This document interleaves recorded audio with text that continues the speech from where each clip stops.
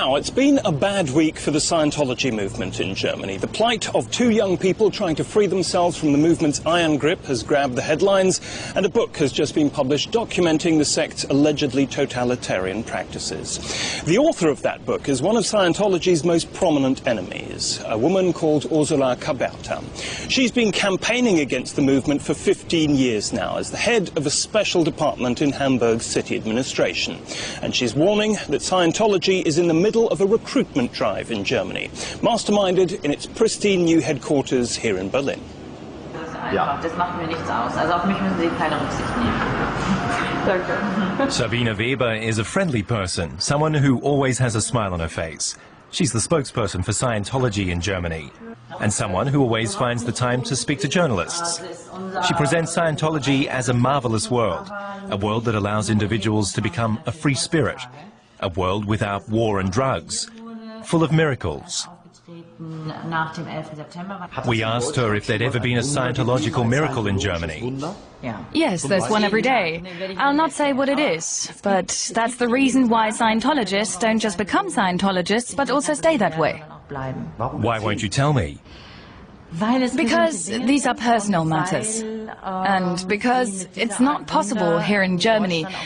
There are laws that mean you can't publicize or discuss miracles of this nature. Scientology uses lie detectors to liberate members from their internal resistance. A chaplain is there to aid the process known as auditing. The device is called an e-meter. Think of something that causes you pain. Achterbahnfahrt. A roller coaster ride. But this is easy to manipulate. If I push a little bit or let go, the needle goes up or down. Isn't that really easy to manipulate by the chaplain as well as by me? Well, let's just say someone with experience would realize what is happening. How does he realize that? Because the needle surge is different.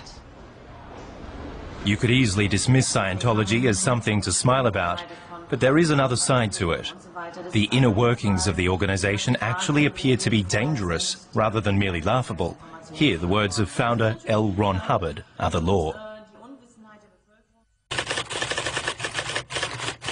We'd rather have you dead than incapable.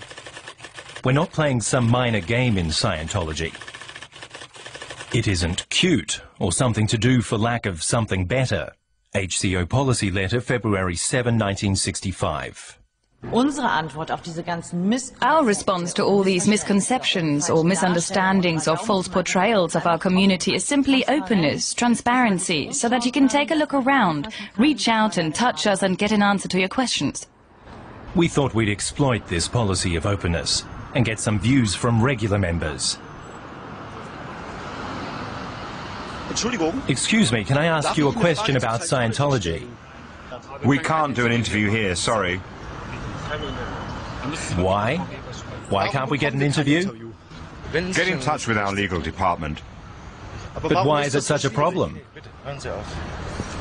For the late Scientology founder Hubbard and his supporters, critics are the enemy, known within the movement as SPs or suppressive persons. Enemy, SP order, fair game. May be deprived of property or injured by any means by any Scientologist without any discipline of the Scientologist. May be tricked, sued or lied to or destroyed. L. Ron Hubbard, HCO Doctrine, October 18, 1967. It's the year 2000 at Tampa Airport in Florida. The German Scientology expert Ursula Caberta arrives. Scientology has sent a welcoming committee.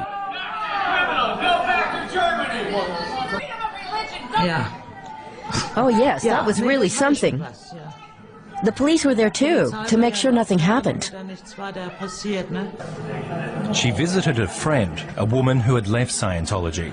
She was pursued, insulted and shadowed for days and had to break off the trip. What's it like in Germany when Scientology tries to intimidate you? Well, there have been regular death threats. I've been spied on. I've been defamed.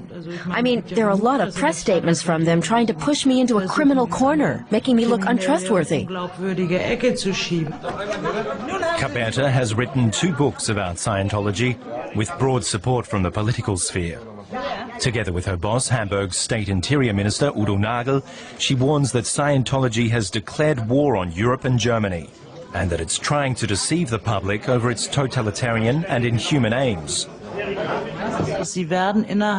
Once you're inside the organization, you change from a normal, thinking person into a small cog in a totalitarian system that only functions according to the specifications of its founder. Should Scientology be banned? In my view, Scientology should be banned. Scientology is hostile to the Constitution, and the question is whether we can actually get a ban imposed from a legal point of view. The German Constitution protects freedom of expression, so most politicians here doubt such a bill could be passed. And with less than 6,000 members in Germany, they say Scientology is simply not influential enough. But Ursula Hubbard says that doesn't minimize the damaging impact of the organization's presence. Ex-members have told her about the brainwashing, the punishment camps, and the ever-present fear that Scientology will somehow seek revenge.